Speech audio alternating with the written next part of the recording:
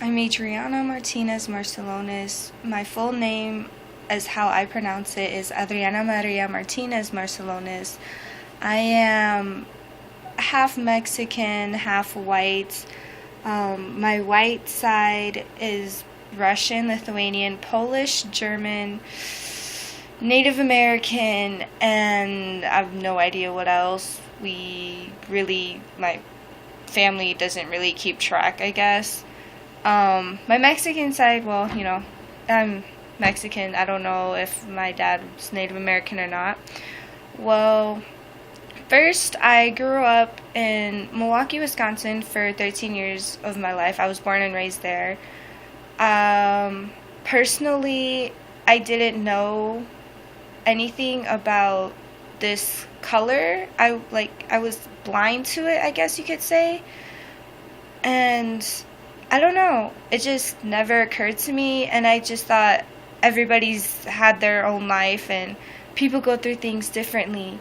So why judge them? Get to know them. Like, we're different yet all the same, and I don't know, it was weird. I never really thought about it until this class, and now that I think about it, I realize when I was around 10 or something, my cousin, she told me that you're not supposed to date a black guy. Like, it's so wrong. Like, don't do it.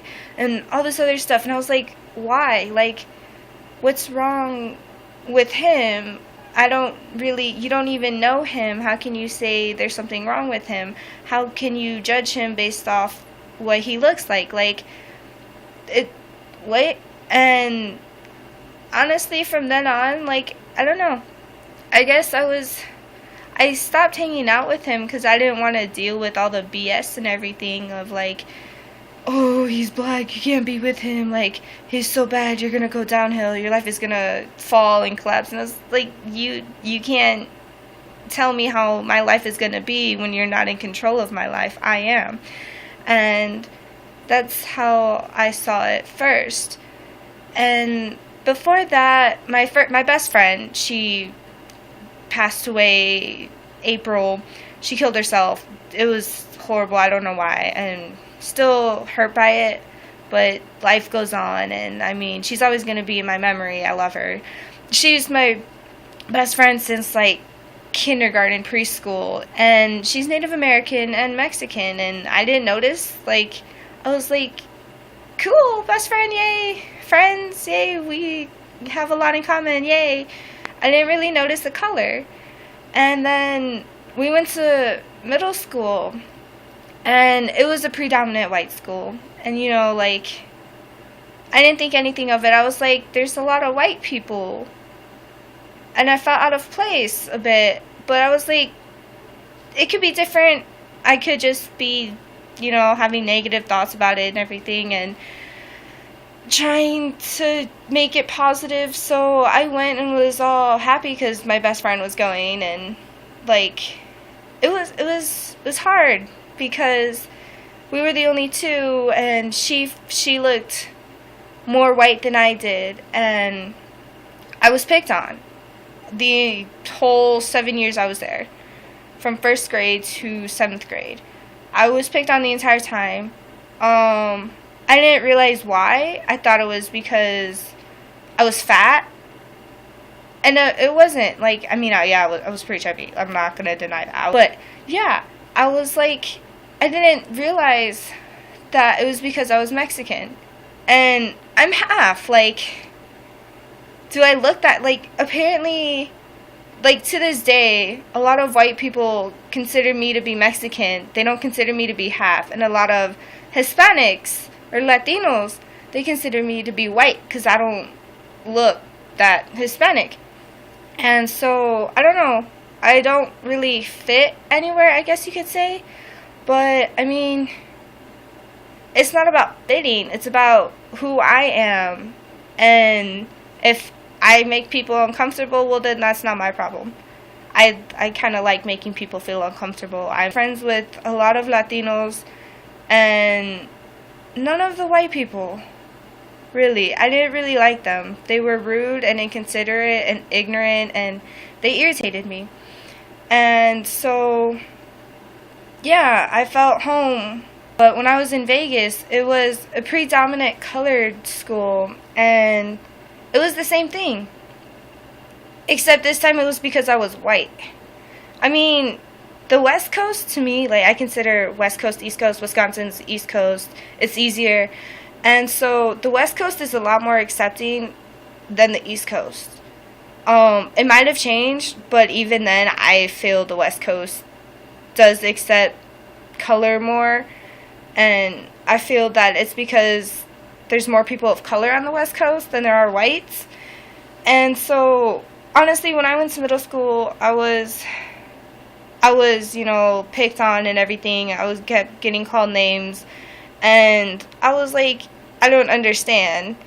Why are you doing this? Like, you don't even know me. You don't know how I grew up, because I grew up in the ghetto, and I don't consider myself to be black or anything, because no, I'm not. I'm Mexican and white, and I just grew up in the ghetto, so I know the struggle of growing up in the ghetto.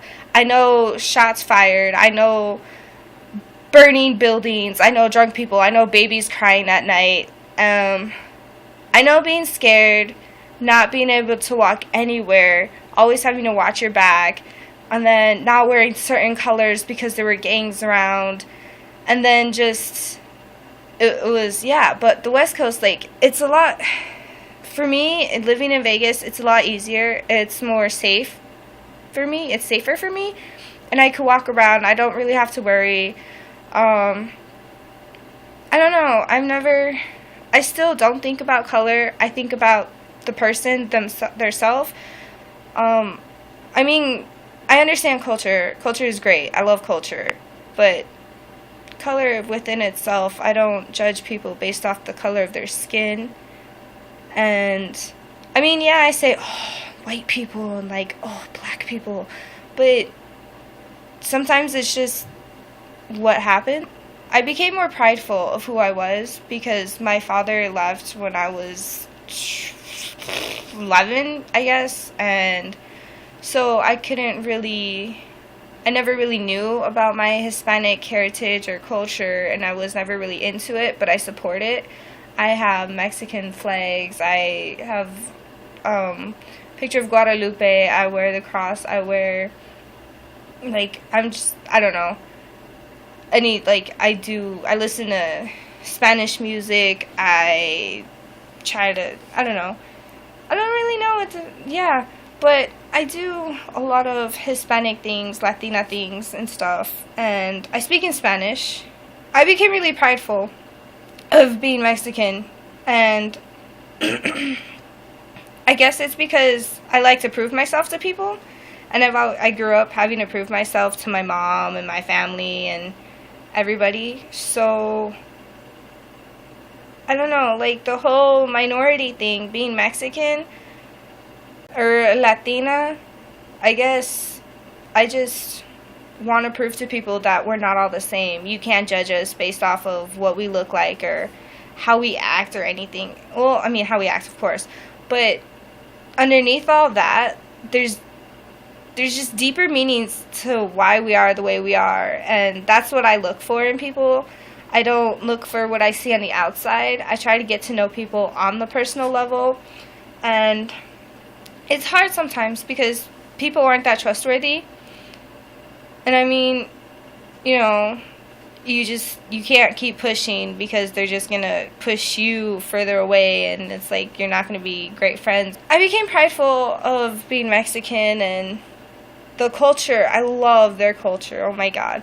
I remember back in Wisconsin going to Summerfest, and they have the Latinos and Latinas dancing, and the Latinas in their big, long, elegant, beautiful dresses, and they were like huge, and they would just dance like mariachi. No matter what, there's gonna be like nastiness, but there's always still beauty, and you just gotta stop focusing on the nasty and the negative and look towards the positive and grow from the negative. But even then, you just can't keep going back to that negative. You have to move on.